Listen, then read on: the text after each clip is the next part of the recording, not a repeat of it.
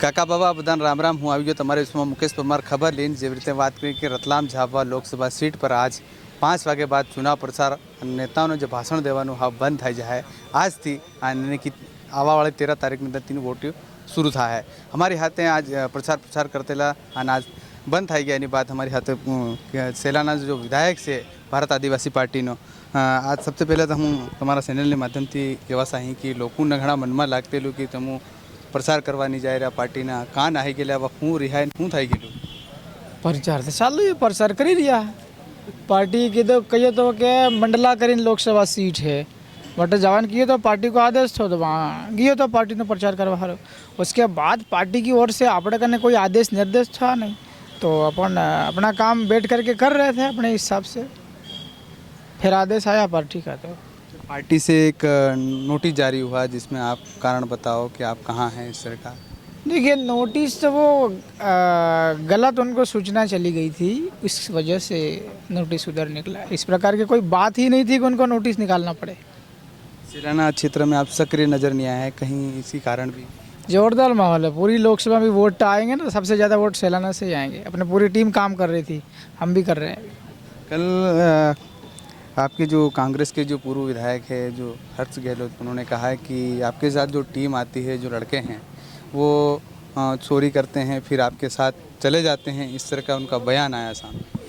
नहीं, अपन ने क्या करा, विधायक बनने के बाद में इन सभी लोग जो पहले मेरे से पहले जो विधायक रहे थे उन्होंने क्या क्या काम किया, उनके विधायक रहने के दौरान क्या क्या स्कीम्स आई, क्या क्या निर्माण काम हुए, कितने पैसे आए, इसकी जानकारी अपन ने निकालना चालू करी।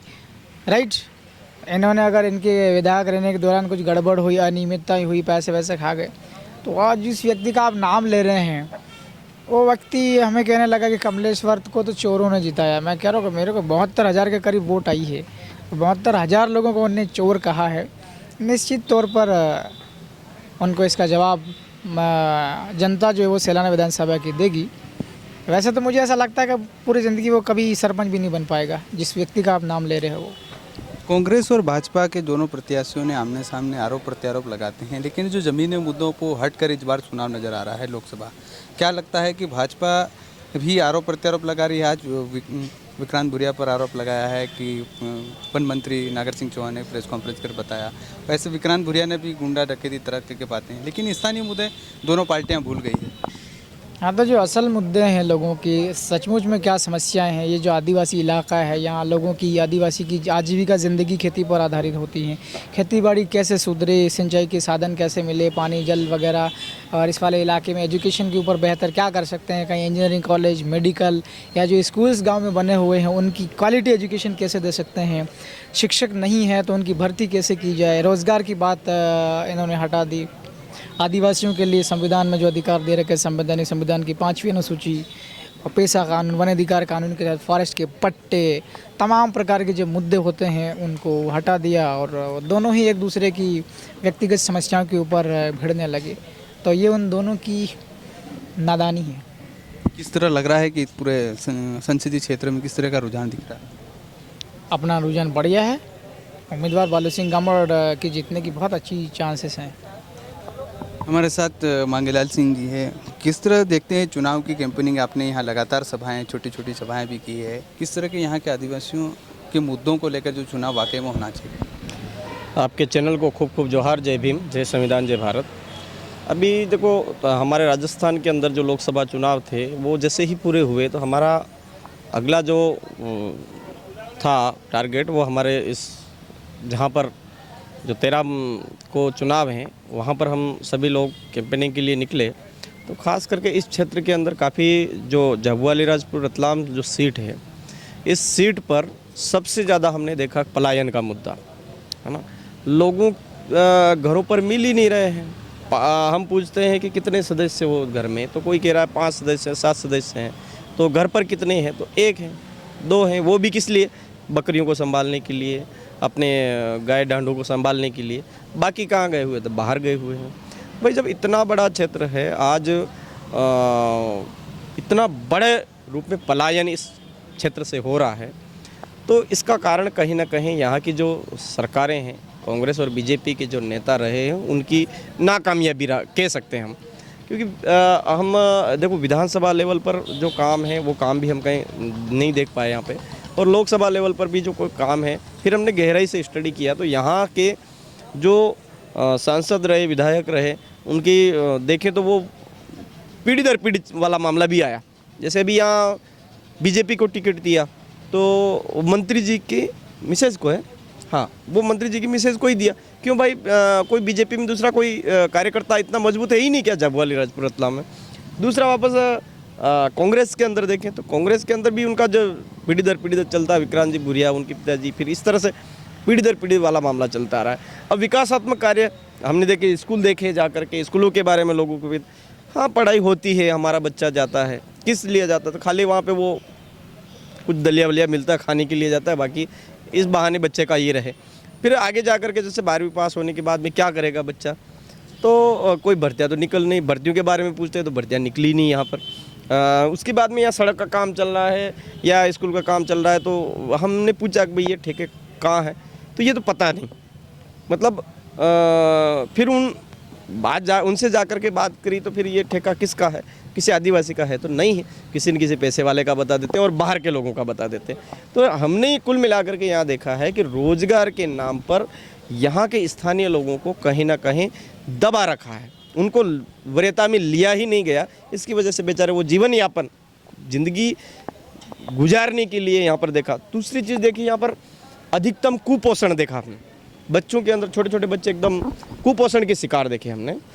तो स्वास्थ्य के बारे में पता किया हमने, तो स्वास्थ्य भी यहाँ पर इतना मजबूत नहीं है, काफ़ी ज़्यादा मजबूत स्थिति में हमको नहीं मिला। मैंने कहा भाई देखिए, कांग्रेस और बीजेपी इस स्वास्थ्य के बारे में बात क्यों नहीं कर रही, और भी इसका देखा हमने कि भाई इसका और क्या कारण है या तो इलाज जो गवर्नमेंट का हॉस्पिटल है उसके अंदर तो कहीं पर अपने को अच्छी सुविधाएं दिख नहीं रही है, तो उनका जो निजी छोटे छोटे वो है, मतलब एक क्लिनिक खोल रखे हैं, तो ये लोग कहाँ से हैं, तो ये बाहर से हैं।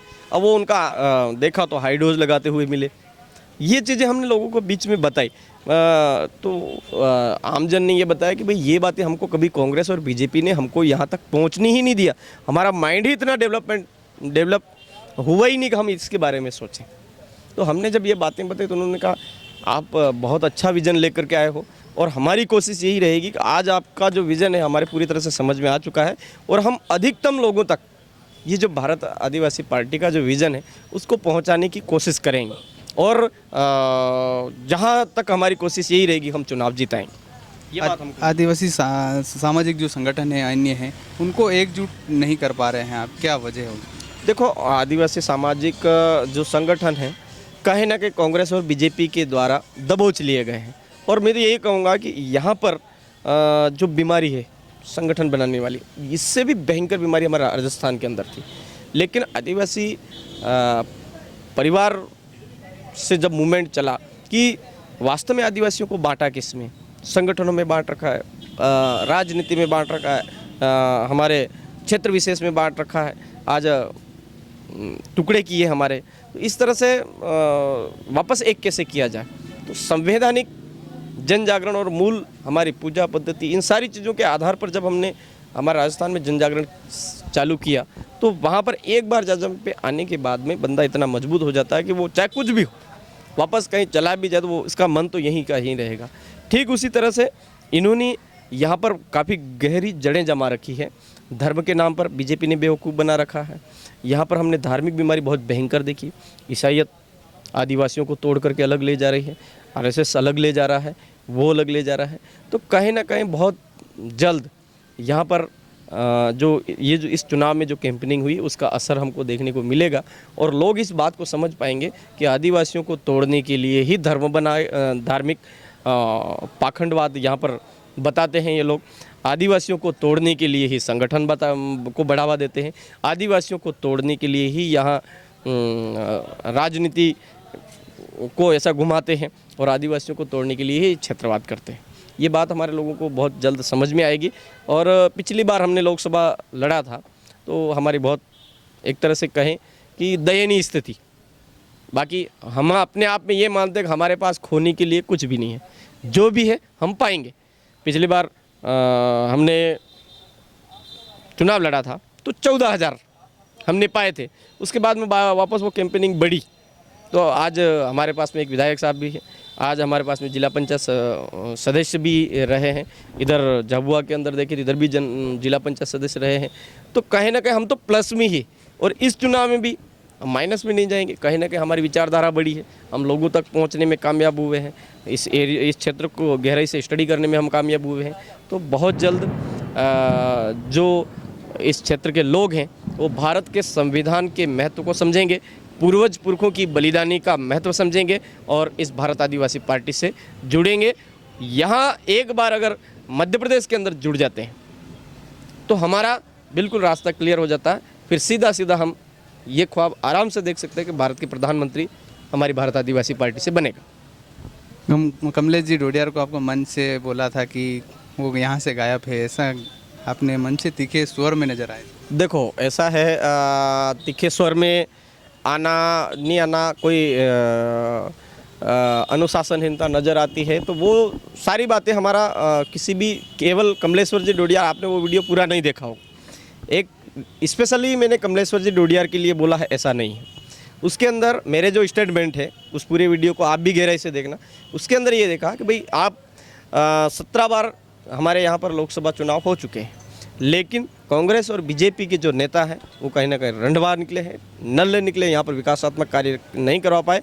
अगर इसी तरह के लोग, हमारा जो मूवमेंट चल रहा है, भारत आदिवासी पार्टी का जो विज़न है, उसके अंदर भी इसी तरह के लोग निकलते हैं तो ऐसे रंडवे और नल्ले नेताओं को जूत मार करके हमारे क्षेत्र से भगाना, ये मेरे स्टेटमेंट है। लेकिन ठीक है, वो एक कहीं ना कहीं कट होकर के वायरल हुआ है, वो हमारे बीच में दरार डालने की प्रयास था, लेकिन वो आज सफल नहीं हो पाया। आज डोडियार जी की अपनी जो मजबूरी थी वो उन्होंने शेयर करी और आज वापस पुनः भारत आदिवासी पार्टी का जो विज़न है उस विज़न के साथ में है। कमलेश जी 13 तारीख को मतदान है, खासकर अपील है ज़्यादा से ज़्यादा लोग वोट करें। लोग वोट डालेंगे, बिल्कुल हम अपील भी करते हैं लोग ज़्यादा से ज़्यादा वोट डालें। सभी व्यक्ति का ये अधिकार है वोट डालने का और लोगों को अपने अधिकार का उपयोग करना चाहिए। आपके चैनल के माध्यम से अपील है, लोग वोट डालें। तो ये है कमलेश्वर डोडियार और मांगीलाल जी मीनामा हैं, वो भारत आदिवासी पार्टी के जो आज प्रचार के लिए निकले, लेकिन आज ठीक 5 बजे बाद प्रचार बंद होने के बाद उन्होंने अपील की कि ज़्यादा से ज़्यादा घरों से निकलकर मतदान करें, अपनी ही विचारधाराओं के साथ जुड़े रहे, इस तरह की उन्होंने बात की है। फिर हूँ तुम्हारी बस में फिर है इतनी खबर जानकारी लेना आपता रहूँ। काका बाबा बदान राम राम।